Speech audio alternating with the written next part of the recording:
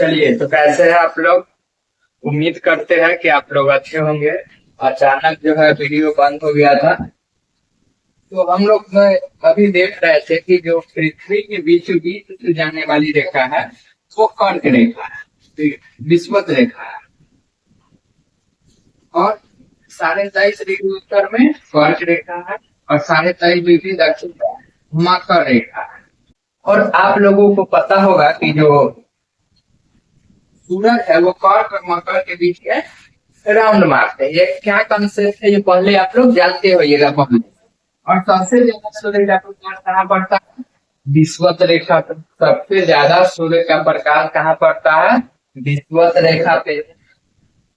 तो यहाँ के लोग ज्यादा काला होंगे और विषुवत रेखा से हम लोग जितना दूर जाएंगे लोग उतना काला कम होंगे। और भारत जो है देख लीजिए दक्षिण भाग, भारत के जो निचला भाग है यानी केरल तमिलनाडु, यहाँ के लोग ज्यादा काला होंगे।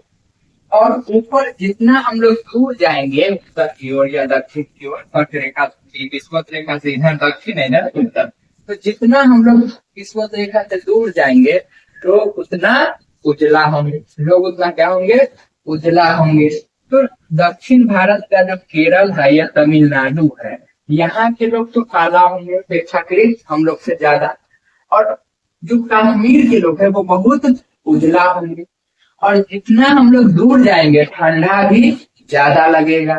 तो कश्मीर में ज्यादा ठंडा लगता है और केरल में गर्मी लगता है। तो हम लोग को जब ठंडा लगता रहता है तो यहाँ पे फिर भी लोग को गर्मी लगता है। क्यों? क्योंकि ये विषुवत रेखा के करीब है। विषुवत रेखा के करीब है। बताइए यहाँ तक में कोई दिक्कत? बार बार देखना पड़ रहा है कहीं बंद ना हो जाए, पता ना क्या बीमारी। यहाँ तक में कोई प्रॉब्लम नहीं होगा। तो जितना हम लोग विषुवत रेखा से दूर जाएंगे उतना लोग उजला हो जाएंगे। वही देख लीजिए चाइना में और उजला होगा, मंगोलिया में और उजला होगा और रूस में और उजला होगा। तो व्हाइट लोग जो होते हैं वो किस पे निर्भर कर रहे हैं? वहाँ के वातावरण पे निर्भर कर रहा है, वहाँ के जलवायु पे निर्भर कर रहा है। वो किस एरिया में, वो सब मायने रखता है। लोगों के रहन सहन जितने भी चीज होते हैं ना सब ज्योग्राफी पे डिपेंड करता है। पूरा चीज ज्योग्राफी पे डिपेंड करता है। बहुत शानदार सब्जेक्ट है ज्योग्राफी। आप कश्मीर में जाके बर्फ नहीं बेच सकते हैं क्योंकि कश्मीर के लोग पहले से ठंडा है और आप उसको ठंडा बर्फ दीजिएगा बेचिएगा तो कोई नहीं खरीदेगा। तो आपको बिजनेस के लिए ज्योग्राफी पता होनी चाहिए। यही आप बर्फ को ले जाके यहाँ पे आइसक्रीम बेचिए गोवा में, तो वहां पे देखिए बहुत अच्छा चलेगा। आप गोवा में जाके स्वेटर बेचिए कोई नहीं लेगा, और गोवा में कश्मीर में जाके स्वेटर बेचिए अच्छा बिकाएगा। तो ये सब किस पे निर्भर कर रहा है? ज्योग्राफी पे। समझ में आ रहा है कि नहीं? तो जैसा जलवायु रहेगा वैसा वहां का खान पान भी होगा। खाना पीना भी जलवायु पे निर्भर करता है। अब जिस एरिया में जो है पेड़ पौधा बहुत कम होगा तो वहां के लोग यहाँ मीट मछली ज्यादा खाना पसंद करेंगे। तो ये सब जलवायु पे निर्भर करता है। इसलिए हम ये नहीं कह सकते हैं कि चीन के लोग ये है या अन्य देश के लोग ये खाते हैं वो खाते हैं। तो वो उसके जलवायु के अनुसार वो डिपेंड हो जाते हैं। समझ में आ रही कि नहीं? तो सबके खाना पीना रहन सहन जो है जलवायु पे निर्भर करता है। ज्योग्राफी बहुत मायने रखता है इस मामले में। तो ये हो गया। हम लोगों ने भारत के पड़ोसी देश सबको भी जाना था। जाने थे कि नहीं? कितने देश से सीमा लगते हैं ये सब भी समझे थे। तो काफी चीज हम लोगों ने पढ़ा था कल की क्लास में। और हम लोगों ने आज की क्लास में जो है शार्क के बारे में जानने वाले हैं। शार्क मछली के बारे में नहीं। चलिए, तो ये कंसेप्ट क्या है अच्छा से समझ लेते हैं। देखिए कुछ देश जिसमें 8 देश आते हैं वो मिलकर एक संगठन बनाए कि हम लोग व्यापार जो होता है तो एक देश से दूसरे देश में जाने की प्रक्रिया जितने भी होते हैं, क्योंकि देश पास पास में 8 देश वो सभी क्या है पास में है। अब एक देश दूसरे देश से जो संबंध रखेगा, जैसे भारत से नेपाल जाना बहुत आसान, पाकिस्तान जाना उससे थोड़ा मुश्किल, तो उसके बीच कुछ ना कुछ तो काम कर रहा है जो आसान और मुश्किल बना रहा है, दोनों के बीच समझौता, रिलेशन, हर चीज मायने रखता है। समझ में आ रहा है कि नहीं?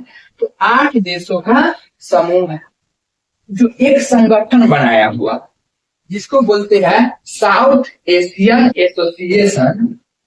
South Asian association for re cooperation, यानी SAARC. South south Asian association for re cooperation या रीजनल कोऑपरेशन। आपके बुक में क्या लिखा हुआ है? रीजनल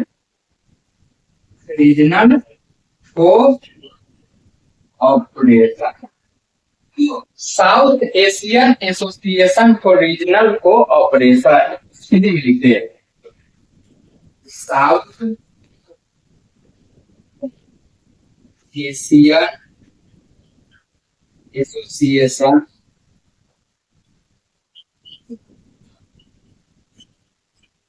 फॉर रीजनल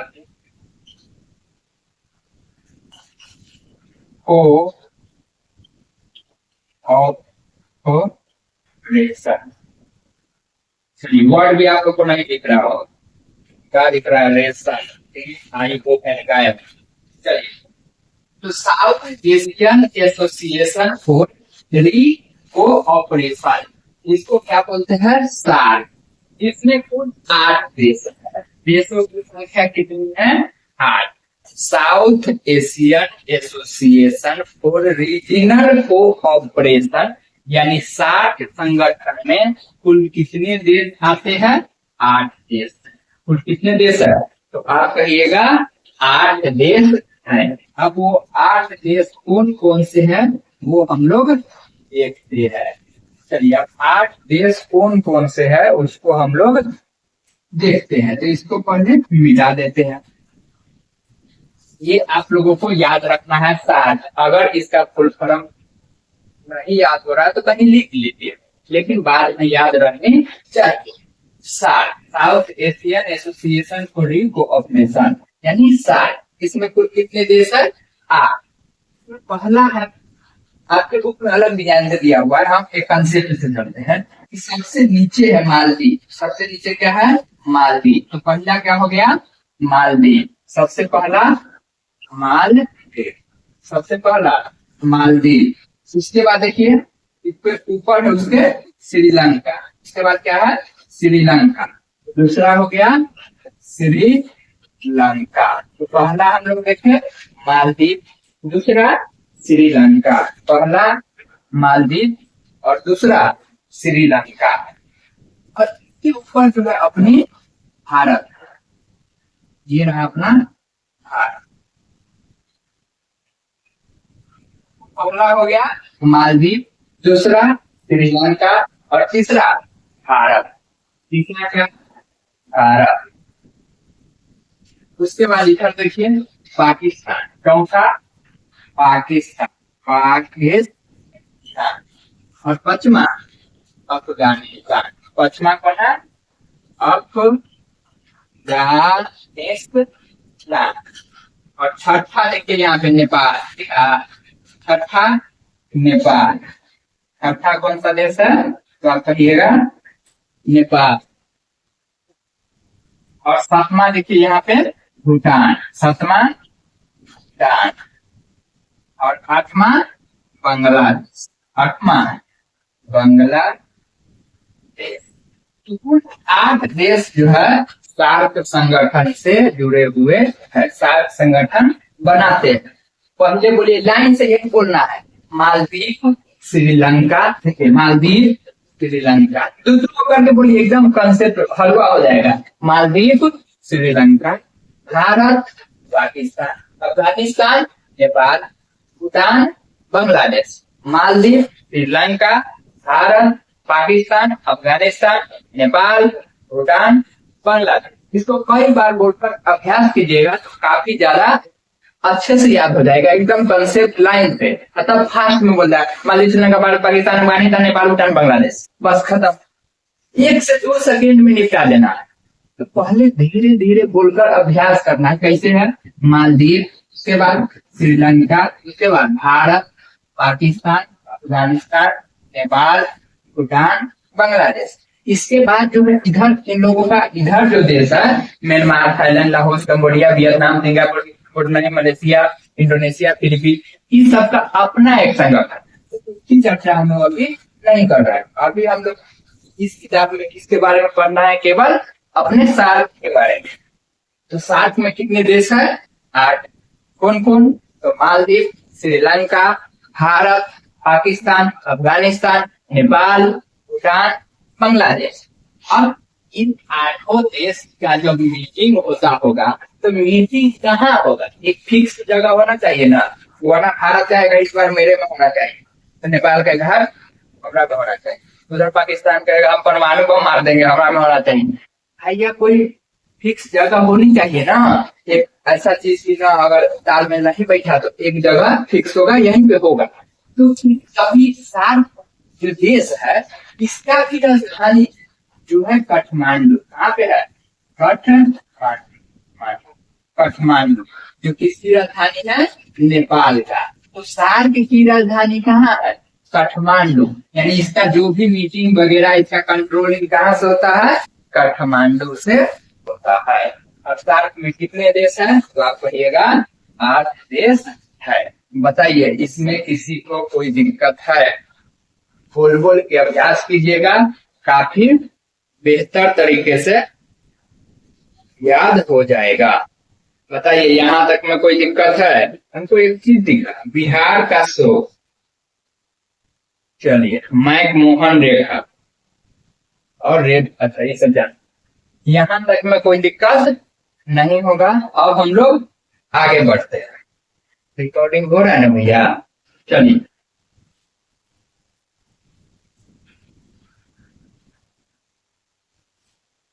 देखिए ये अपनी इंडिया है,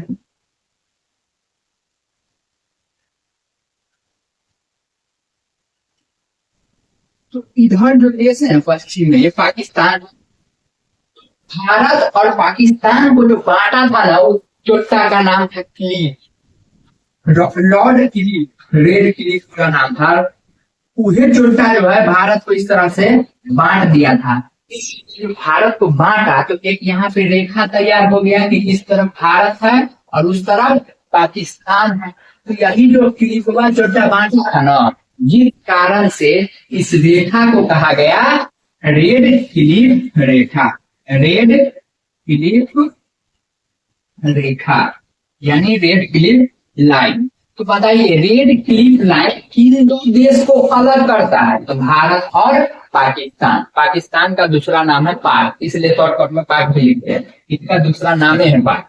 तो भारत और पाकिस्तान को अलग अलग कौन रेखा करता है? तो रेड क्लिफ लाइन यानी रेड क्लिफ रेखा।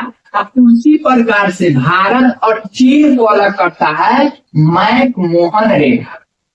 कौन अलग करता है? ये इतना में है मैकमोहन रेखा। मैकमोहन रेखा।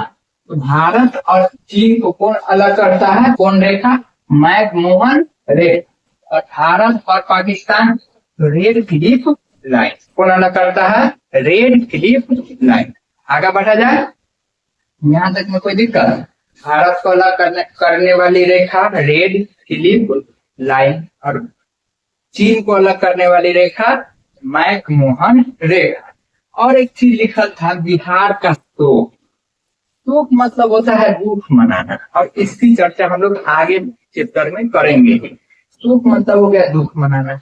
और बिहार में एक नदी है कोसी, चोट्टा हर साल बाढ़ ला देता है, जिसको देहात में दहाड़ भी बोलते हैं। तो बाढ़ ला के बिहार को तबाह कर देता है, जिस कारण से कोसी को बिहार का शोक कहते। और कोसी जो है ना आता है नेपाल से निकलता। नेपाल में एक जगह है गोसाई धाम। क्या नाम है? गोसाई धाम। तो नेपाल के गोसाई धाम से एक नदी निकलता है जो जाके बाद में गंगा में मिलता है। और इस नदी का नाम क्या है? कोसी। और बिहार में ये क्या करता है? हर वर्ष बाढ़ ला देता है, इसलिए इसे क्या कहते हैं? बिहार का सुख। क्या कहते हैं इसे? बिहार का सुख। अब हम लोग आपके क्लास का जो है क्वेश्चन आंसर को फटाफट खत्म करते हैं। फटाफट मतलब होता है जल्दी जल्दी, क्योंकि हम लोग पूरा कंसेप्ट को पढ़ चुके। चलिए तब एक एक करके निपटाते हैं और उम्मीद करते हैं कि जितना भी बताया है आपको याद होगा। चलिए पहला क्वेश्चन है, क्षेत्रफल की दृष्टि से भारत का विश्व में कौन सा स्थान है? अरे भैया 7वां स्थान है। कैमा स्थान है? 7वां स्थान है। आप लोग के पास बुक होगा, वो अपना देख लीजिएगा। तो क्षेत्रफल की दृष्टि से भारत जो है विश्व में कौन सा स्थान पे है? तो 7वां स्थान पे। अच्छा वो बड़का बड़का देश कौन था? तो रूस था, याद आया? कनाडा था, याद आया? यूएसए था, चीन था, ब्राजील था और ऑस्ट्रेलिया था।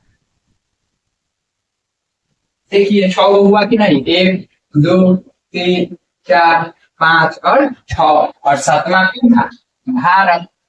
तो भारत जो है क्षेत्रफल की दृष्टि से कैमा स्थान पे है? 7वां स्थान पे। और भारत का क्षेत्रफल कितना था? 32,84,263 वर्ग किलोमीटर। याद आ गया?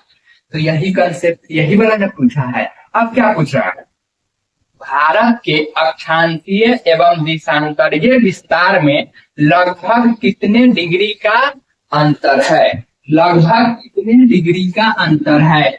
अरे भैया आपको यह भी बताए थे, एकदम बच्चा वाला खेल रहे थे, बच्चा की सवाल कर रहे हैं। आपको बताए थे कि ये जो देशांतर है और ये जो अक्षांश गया है, इस दोनों के बीच को जो हम एक अंतर निकाले थे, तो एक का मान आया था 29 और एक का आया था 31। तो जिसका अनुपात हम लोग क्या मिलाए थे? 30। तो कितने डिग्री का अंतर था? 30 डिग्री का।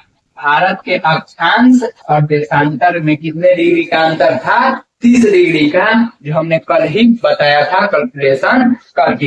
एक का मान 29 आया था, 8 डिग्री 6 मिनट ऐसे ना था। ये सब जो हम मान निकाले थे तब जाके क्या हुआ था? 30 डिग्री आया था। अंतर कितना होगा? 30। आगे देखते हैं। अगला है, भारत के मानक मध्य रेखा का मान है। देखिए हम बताए थे, लेकिन आप लोगों को जो कितने डिग्री से जाता है ये पूछ रहा है। ऑप्शन में डिग्री है। तो देखिए आपको बताए थे कि भारत का जो टाइम है 5.5 घंटा क्या है? आगे है। तो जो रेखा जो बताता है कि 5.5 घंटा एक मानक लाइन से होगा ना 5.5 घंटा के लिए या 5 घंटा, वो जो रेखा गया है ना, वो गया है उत्तर प्रदेश के नैनी से होकर, जो कितने डिग्री से गुजरता है? तो 82 डिग्री 30 मिनट। याद रखिएगा कितने degree? 82 degree 30 minute. Option C में है 82 डिग्री 30 मिनट। तो ये जो मानक रेखा गया है लाइन का, वो टाइम का जो लाइन गया है वो कितने डिग्री पे है? 82 डिग्री 30 मिनट। कहाँ से गुजरता है? तो उत्तर प्रदेश के नैनी से, इलाहाबाद में है नैनी। अगला क्वेश्चन है, भारत के स्थलीय सीमा रेखा, भारत की स्थलीय सीमा रेखा तटीय सीमा रेखा के लगभग कितनी बड़ी है? देखिए ये पूछ रहा है कि भारत जो है ना ये, तो ये जो एरिया लगता है जिसे हम ब्लैक से जो है डॉट डॉट कर रहे हैं, ये समुद्र से लगता है, जो कितना है? 100 किलोमीटर। और क्या कह रहा है? भारत का स्थलीय सीमा तटीय सीमा से कितना बड़ी है? तो गुनी बड़ी है, मतलब गुना में यहाँ पे बताना है कितनी बड़ी है, आधी आधी कैसे करके। और ये भी बताए थे कि ये जो है, ये वाला जो है जमीन से लगता है, जिसकी लंबाई कुल कितनी है? 51,100। 15,000, 51 लिखा है, 15,200। अभी कितना बड़ा है? कैलकुलेशन निकालते हैं। जब हम 15,000 में से 6,000 को हटाएंगे, बताइए कितना आएगा? आप कहिएगा 9,000। कितना आएगा 9,000। तो ये जो बढ़ रहा है ये कितना, लगभग तो दुगुना से भी ज्यादा है। 6100 से दुगुना क्या है 15,200। तो तटीय सीमा से जो है स्थलीय सीमा दुगुना ज्यादा है। और ऑप्शन में क्या क्या है, आधा, भैया आधा तो है ये नहीं, दुगुनी, हाँ मान सकते, तिगुनी, इसमें डाउट लग रहा है, और चौगुनी। इसका मतलब या तो 2 गुना बड़ा होगा, या तो 3 गुना बड़ा होगा, या फिर 4 गुना बड़ा होगा। तो अगर हम इसमें 30 से गुना करते हैं तो 18 हो जाएगा। छोटा 15 ही है, इसलिए सही क्या होगा 2 गुना बड़ा। तो ऑप्शन नंबर बी को सही कीजिए, तो बी नंबर क्या हो जाएगा, सही हो जाएगा।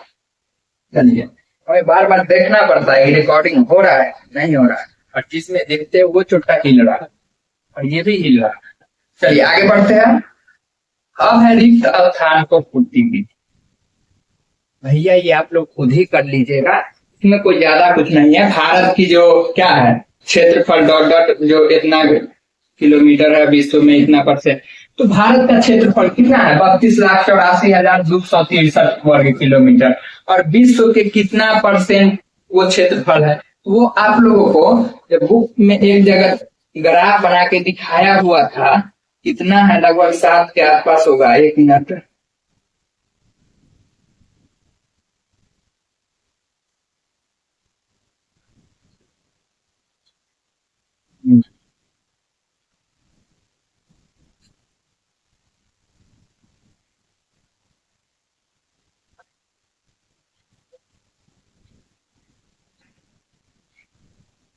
जो 6 से 7% होगा, जो इसमें नहीं दिखा आपको। चलिए आगे बढ़ते हैं। तो इस तरह से आप लोग जो जितना भी है फिलिंग द ब्लैंक को आप लोग भर लीजिएगा।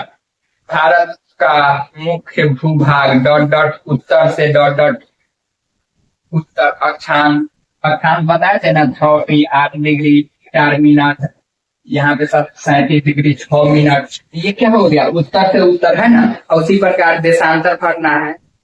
ये आप लोगों को पहले ही क्लास में बताए थे, उसी कंसेप्ट से भरना है। अगर हम चाहे तो ये भी बता सकते हैं, नो डाउट, लेकिन अगर हम बता ही देंगे तो आप लोग कैसे भर पाइएगा।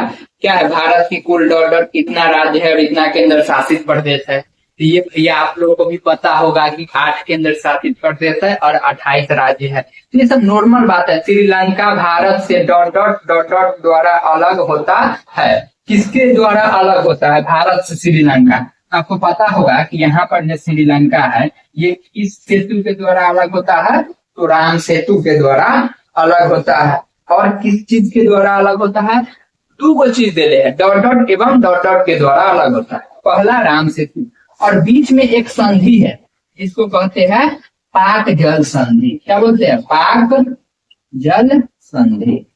तो 2 चीज पूछा है ना, तो पहला में क्या मारेंगे, पाक जल संधि द्वारा, और दूसरा में राम सेतु के द्वारा अलग होता है। मतलब दोनों को जोड़ के रखे हुआ है जिससे कि दोनों एक दूसरे से टिका है, यानी अलग बढ़ रहा है वहीं से। पहला पाक जल संधि और दूसरा राम सेतु के द्वारा। यहाँ तक में कोई दिक्कत। कोसी नदी को बिहार का शोक कहते हैं, जो हिमालय के डॉट डॉट पर्वत से निकलती है। बिहार का शोक किसे कहते हैं, कोसी को बिहार का शोक कहते हैं। तो पहला में शोक भराएगा, और दूसरा है जो हिमालय के डॉट डॉट पर्वत से। तो हिमालय का कौन कौन पर्वत, हिमालय भी तो एक पर्वत। अब बताओ, हिमालय भी तो एक पर्वत है, कहना है हिमालय के डॉट डॉट पर्वत से निकलती है, तो हिमालय भी तो एक पर्वत है। अब ये कहना क्या चाह रहा है, तो हिमालय के अलग अलग 3 भाग है, 4 भाग है, जिसको कहते हैं ट्रांस हिमालय, मध्य हिमालय, बृहद हिमालय और शिवालिक हिमालय। तो ये जो कंसेप्ट यहाँ पे शिवालिक आएगा, एक कैसे आया, इसके बारे में हम लोग आगे वाला चैप्टर में पढ़ेंगे, तब जाके समझ में आएगा कि हिमालय के पर्वत के 4 भाग में कैसे बटा हुआ है। तो यहाँ पे हम लोगों ने शिवालिक सभी फिलिंग द ब्लैंक्स से समझ ही ली। अब अगला है कारण बताओ। तो ये आप लोगों को खुद ही करना है कारण वाला। अब हम लोग लघु उत्तरीय प्रश्न को देखते हैं, जिसे 2 नंबर का क्वेश्चन कहा जाता है। इसको हम लोग शॉर्टकट में आपको बता देते हैं, आप लोग पूरा अच्छे से लिखेंगे। समझ में आया कि नहीं। कोशिश करते हैं धीरे धीरे आप लोगों का नोट भी तैयार करें। देखिए लिखा हुआ है क्षेत्रफल की दृष्टि से भारत से बड़े बड़े देशों का नाम क्रमबद्ध लिखिए। अरे भैया आप ये लिखे थे, पहला क्या था तो कहिएगा रूस, पहला क्या था रूस, दूसरा कनाडा, उसके बाद यूएसए, उसके बाद चीन, उसके बाद ब्राजील, उसके बाद ऑस्ट्रेलिया।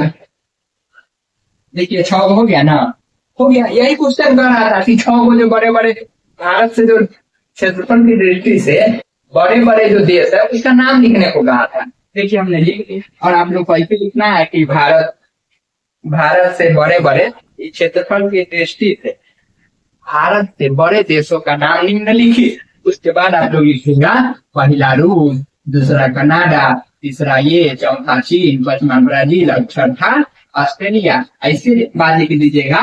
7वां स्थान भारत का हो गया, आंसर लिखा गया। एकदम कंसेप्ट लॉजिकल है जो आप पहले से जान रहे हैं। समझ में आ रहा है कि नहीं? अब कह रहा है बंगाल की खाड़ी और अरब सागर में जो द्वीप स्थित है उसका नाम लिखिए। अरे भैया हम आपको बताए थे कि बंगाल की खाड़ी में अंडमान एवं निकोबार है और अरब सागर में मूला से बना हुआ लक्षद्वीप है। तो यहाँ पे हम शॉर्टकट में लिख देते हैं बंगाल की खाड़ी। बंगाल की खाड़ी में क्या है? अंडमान एवं निकोबार। और दूसरा किसने पूछा है? अरब सागर। अरब सागर में क्या है? लक्षद्वीप।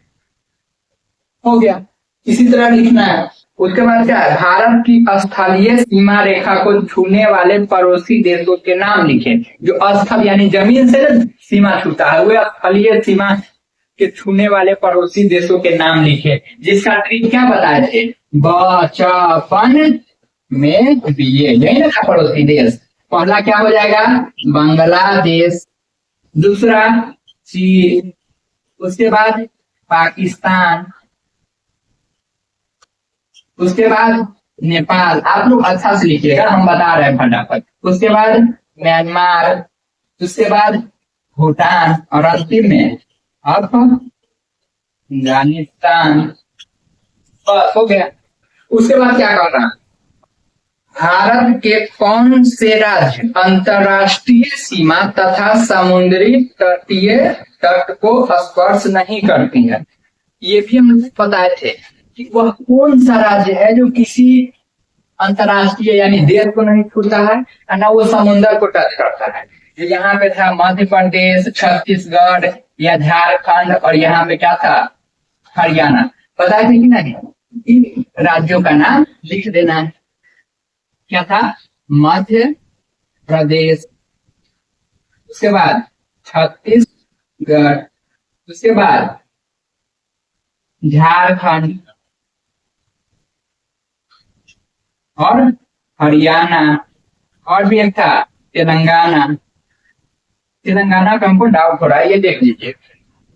तो इतने जो राज्य थे क्या था? न किसी समुद्र को टच करते हैं और न किसी देश को टच करते हैं, यानी ये अंदर। और मध्य प्रदेश तो छोटा पूरे बीच में है, पूरे मध्य में बीच में है, इसलिए मध्य प्रदेश को सोया हुआ प्रदेश का। तो सोया हुआ प्रदेश किसे कहते हैं? आप कहिएगा मध्य प्रदेश को। चलिए अब अगला कौन से राज्य? अब अगला क्वेश्चन है जल संधि किसे कहते हैं? ले भैया अब ये हम लोग पाक जल संधि की चर्चा किए हैं जो पाकिस्तान, श्रीलंका और भारत के बीच में है। तो जल संधि किसे कहते हैं इसका डिफिनीशन लिखना है। तो ये तो डिफिनीशन लिख देते हैं। जल संधि किसे कहते हैं? तो दो सागरों को अलग करने वाले रास्ता को जल संधि कहते हैं। जैसे पाक जल संधि जो किसको अलग करता है? तो बंगाल की खाड़ी और अरब सागर। क्योंकि यहाँ जो पाक जल संधि है, जो एक तरफ बंगाल की खाड़ी है और एक तरफ अरब सागर है, इस दोनों को क्या कर रहा है, अलग कर रहा है। और लॉजिक भी यही है कि दो सागर को अलग करने वाली रास्ता को क्या बोलते हैं, जल संधि बोलते हैं। दो सागर को अलग करने वाली रास्ता, यानी एक सागर से हम लोग दूसरा सागर जा सकते हैं, उसी रास्ता को क्या बोलेंगे, जल संधि। इसका नाम क्या है, पाक जल संधि। आप कहिएगा पाक मतलब हम पाकिस्तान बताए, तो इसका नाम पाक कैसे पड़ गया। तो इस जल संधि को खोजने वाले व्यक्ति का नाम था एडमिन पाक। क्या नाम था, एडमिन पाक, इसलिए इसका नाम पड़ा पाक जल संधि। तो इसके पीछे का लॉजिक ये है कि इसका पाक नाम इसलिए पड़ा क्योंकि इस जल संधि का खोज कौन किए थे, तो एडमिन पाक ने किए थे, अंग्रेज उसने खोज किया, इसलिए नाम पड़ा पाक जल संधि। तो दो सागरों को अलग करने वाले रास्ता को क्या बोलते हैं, जल संधि बोलते हैं। उसके बाद है दीर्घ उत्तरीय प्रस्थ। अब क्या है, दीर्घ उत्तरीय प्रस्थ, यानी 5 नंबरी, जिसको आप लोग बोलते हैं कि उसको लिखने से 5 नंबर। उसके बारे में आप समझते हैं, क्या कह रहा है, भारत के अक्षांतरीय एवं देशांतरीय विस्तार का, क्या ऊपर से जो लोगो है ना चैनल का वो आ गया तो दिखे नहीं रहा है। भारत के अंतर्राष्ट्रीय एवं देशांतरीय विस्तार का इसके समय पर क्या प्रभाव पड़ता है, स्पष्ट करें। चलिए, हाँ यही लिखा, भारत के अक्षांशीय एवं देशांतरीय विस्तार का इसके समय पर क्या प्रभाव पड़ता है वो स्पष्ट करना। देखिए, समय जो है ये पता चलता है देशांतर, किसे पता चलता है, देशांतर। और वहां के लोग कैसे होंगे, वहां का जलवायु कैसा होगा, वहां का खाना पीना कैसा होगा, जीवन शैली वगैरह, बारिश कितना होगा, ये सब किसे पता चलता है, अक्षांश। किसे पता चलता है, अक्षांश। वहां का जलवायु, वर्षा, खाना, रहन सहन, पूरा किससे प्रभावित, किससे पता चलता है, अक्षांश से। और समय देशांतर से। ठीक, अब क्या कह रहा है, तो भारत के अक्षांश एवं देशांतरीय विस्तार। अब हम लोग विस्तार को जानते हैं कि 8 डिग्री 6 मिनट, यहाँ पे 37 डिग्री 4 मिनट, ऐसे करके 8 डिग्री 4 मिनट यहीं पर होगा, 37 डिग्री 6 मिनट। ये जो कंसेप्ट हम लोग जानते हैं, और इधर देख लीजिए 57 डिग्री कितना था, 25 मिनट करके था। और इधर वाला ध्यान नहीं आ रहा है, 1 मिनट रुक जाएगा, तो दिमाग से उतर जाता है। आ गया भैया,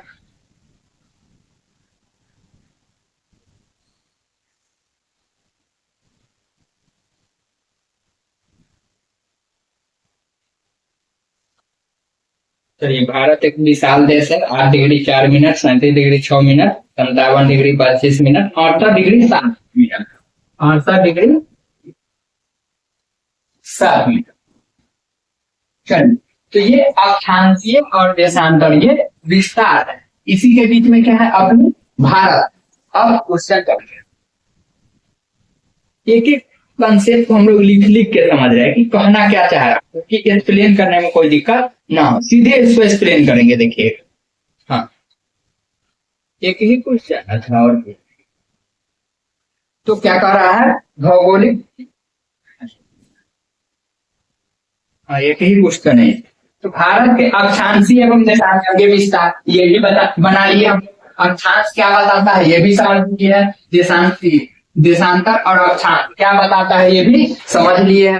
अब अक्षांशीय एवं देशांतरीय विस्तार का इसके समय पर क्या प्रभाव पड़ता है स्पष्ट करे। तो भारत के समय पे क्या प्रभाव पड़ता है, तो अब चलिए यहाँ पे कि पृथ्वी की घूर्णन गति, पृथ्वी जो अपने अक्ष से घूमता है ना, ये पश्चिम से पूरब घूमता है, इसलिए सूरज किस में निकलता है, पूरब में।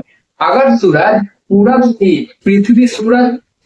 पृथ्वी जो है पश्चिम से पूरब घूमता है, अब पूरब से पश्चिम घूमने लगे ना, तो सूरज किधर निकलेगा, पश्चिम की ओर से निकलेगा, अब पूरब में डूबेगा। तो उल्टा कंसेप्ट हो जाएगा, समझ में आ रहा है कि नहीं। पृथ्वी की जो घूर्णन गति है, घूर्णन गति, वो क्या है, पश्चिम से पूरब, पश्चिम से पूरब, पूरब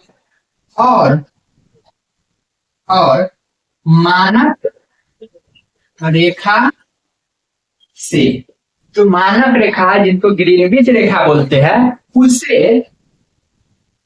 ये जो भारत है, भारत पूरब में, अब क्या यहाँ पे था कि पृथ्वी पश्चिम से पूरब घूमता है, यानी पश्चिम, ये पश्चिम से ऐसे घूम रहा है, जैसे हम मोबाइल में दिख रहा होगा पश्चिम से पूरब, तो हम घूम रहे हैं, और ये मान लीजिए मानक रेखा है, ये क्या है, मानक रेखा। तो भारत जो है मानक रेखा के पूरब में, पूरब है, जिस कारण से भारत पहला ही आएगा। देखिए तो ये है सूरज, ये क्या है, ठीक, हम है पृथ्वी, और ये जो हम, ये जो है ना, ये मार्कर समझिए मानक रेखा है, जहां से टाइम निर्धारित होता है, जो अंग्रेजवा सब अपने देश से गुजारा है, तो ये मानक रेखा है। तो भारत यहाँ पे है, जिस कारण से बताइए पहले सुबह कहाँ होगा, भारत में या मानक रेखा पे, तो पहले दिन टाइम मानक रेखा भारत पे आएगा दिन, तब यहाँ पे भोरवा होगा, फिर यहाँ पे सांझ होगा, तो यहाँ पे दिन होगा, देखिए यही करते हैं। तो भारत पे जो टाइम आ रहा है, भारत का जो समय है, वो मानक रेखा से क्या आगे है कि पीछे है, आप बताइए। तो आप कहिएगा कि भारत को तो पहला ही दिन लग जाता है, उसके बाद इसको लगता है। तो भारत का जो टाइम है मानक रेखा से आगे है। भारत पूरब में स्थित है, मानक रेखा से क्या है, भारत पूरब में स्थित है, पूरब में स्थित, जिससे भारत का समय मानक रेखा से आगे है, भारत का मानक टाइमलाइन यानी समय रेखा, और यहां पे लिख देते, इसको मिटा देते, समय रेखा 82 डिग्री 30 मिनट, जो उत्तर प्रदेश के इलाहाबाद के नैनी से गुजरता है, जो मानक रेखा ग्रीनविच से 5.5 घंटा आगे है।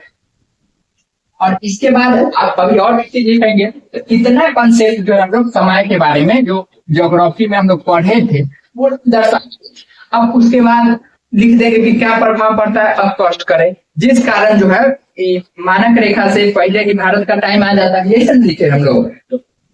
अब प्रभाव क्या पड़ता है मानक इस समय और अक्षांश और देशांतर से, तो भारत जो है पृथ्वी के पूरब में स्थित, पृथ्वी तो बोलेंगे तो गलत हो जाएगा, क्योंकि पृथ्वी तो गोल है, पता नहीं चलेगा, तो क्या बोलेंगे कि भारत जो है मानक रेखा से पूरब में स्थित है, जिस कारण से, और पृथ्वी की जो गति है पश्चिम से पूरब है, इसलिए मानक रेखा से पहले भारत में समय हो जाता है, यानी दिन होता है, जिस कारण से भारत का टाइम मानक रेखा से 5.5 घंटा आगे है। और इस तरह से भारत का जो किसी भी देश का या कहीं का भी टाइम जो है देशांतर से पता चलता है, और देशांतर जो है भारत का मानक देशांतर जो 82 डिग्री 30 मिनट इलाहाबाद के नैनी से होकर गुजरती है, वो 5.5 घंटा आगे टाइम बताता है। इस तरह मानक रेखा से जो भारत का टाइम है वो 5.5 घंटा आगे है। और और क्या बोला है, अक्षांश का तो देशांतर का ही हो गया। और अक्षांश भारत जो है पृथ्वी के उत्तरी गोलार्ध में स्थित है, और भारत के बीचों बीच से होकर कर्क रेखा गुजरती है, जो भारत की कुल कितने राज्य से होकर गुजरती है,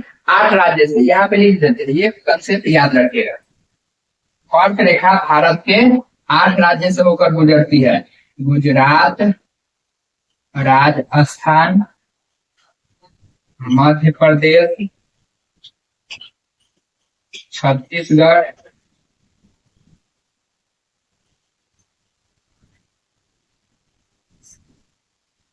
गुजरात, राजस्थान, मध्य प्रदेश, छत्तीसगढ़, झारखंड और पश्चिम बंगाल,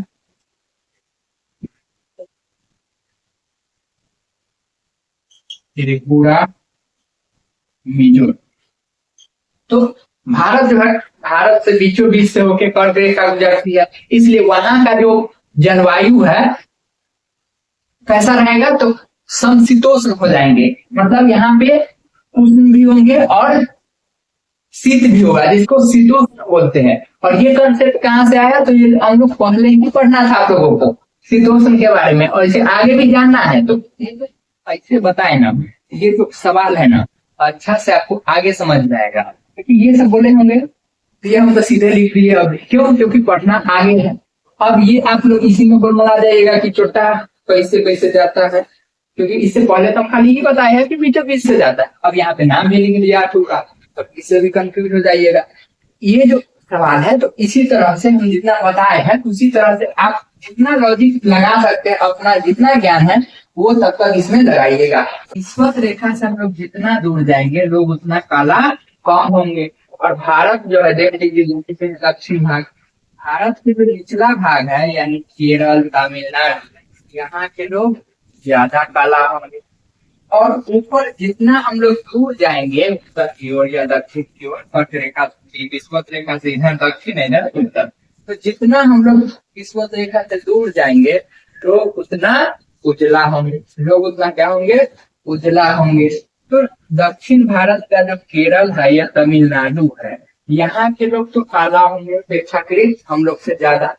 और जो कश्मीर के लोग हैं वो बहुत उजला होंगे। और जितना हम लोग दूर जाएंगे, ठंडा भी ज्यादा लगेगा। तो कश्मीर में ज्यादा ठंडा लगता है और केरल में गर्मी लगता है। तो हम लोग को जब ठंडा लगता रहता है, तो यहाँ पे फिर भी लोग को गर्मी लगता है। क्यों, क्योंकि ये विषुवत रेखा के करीब है। तो जब आगे हम लोग और भी पढ़ेंगे, तो इस क्वेश्चन को आप लोग जब दोबारा लिख पाइएगा, तो और बेहतर तरीके से लिख पाइएगा, जब हम लोग अक्षांश को पढ़। समझ में आया कि नहीं। अब अगला क्वेश्चन क्या करता है, एक ही क्वेश्चन का दीर्घ उत्तरीय में एक ही क्वेश्चन है, दीर्घ उत्तरीय में एक ही क्वेश्चन है। तो इसी को आप लोग जितना लंबा हो सके, उसके बाद अक्षांश के बारे में जितना भी आप लिख सकते हैं वो सभी लिख दीजिएगा। और देशांतर और टाइम के बारे में और जितना और अपना हिसाब से लिख सकते हैं वो आप लिख दीजिएगा। अगर हम इसको मिटा के अब इस पे लिखना शुरू करें तो बहुत ज्यादा हो जाएगा जितना बता रहे हैं। समझ में आया कि नहीं। तो यहाँ तक में कोई दिक्कत नहीं होगा। तो ये चैप्टर तो खत्म हो गया। अगला चैप्टर है भौतिक स्वरूप, भौतिक जो प्राकृतिक स्वरूप है तो, और संरचना, उसका आकार, स्ट्रक्चर। और उसके बाद है उच्चावच। उच्चावच क्या होता है भाई, जरा कंफ्यूज हो रहे हो। अरे ऊबड़ खाबड़ जमीन दिखे है, पहाड़, कहीं गड्ढा, कहीं ग्रेटर बन गया, कहीं नदी हो गया, कहीं खना गया, कहीं उठ गया, कहीं धस गया, इस सबको उच्चावच बोलते हैं। समझ में सीधा कंसेप्ट। अरे कहीं धस गया, कहीं उठ गया है, कहीं कुछ हो गया, तो जमीन का जो टेढ़ मेढ़ सतह है ना, सबको उच्चावच समझिए। अब उच्चावच को हम लोग अलग अलग बांटेंगे। उठ गया उसको पहाड़ बोलेंगे, पहाड़ भी अलग अलग प्रकार के होता है। धस गया उसको झील बोलेंगे, झील भी अलग अलग प्रकार के होता है। इस तरह से हम लोग कंसेप्ट को समझेंगे। तो अगला चैप्टर के लिए तैयार रहिएगा, फिर मिलेंगे। हो सकता है एक दिन बाद ही वीडियो जाए, मतलब अगला लेसन का। इसे मतलब हम लोग को जब टाइम मिलता है उस तरह शुरू करके भेज देते हैं आपके पास। तो फिर मिलते हैं अगले वीडियो में। तब तक आप लोग अपना ख्याल रखिएगा और अपना ओपिनियन जरूर दीजिएगा कमेंट में कि क्या मेरा शैली अच्छा है, सही है, क्या कहीं छूट रहा है या कोई अलग स्टाइल से पढ़ाना चाहिए। तो अलग आप जितना भी कुछ बता सके वो जरूर बताइएगा, हम जरूर देखेंगे और उसको अप्लाई करने की कोशिश करेंगे। और अपने दोस्तों को भी जरूर बताइएगा। तो मिलते हैं अगले वीडियो। तब तक आप लोग अपना ख्याल रखेंगे।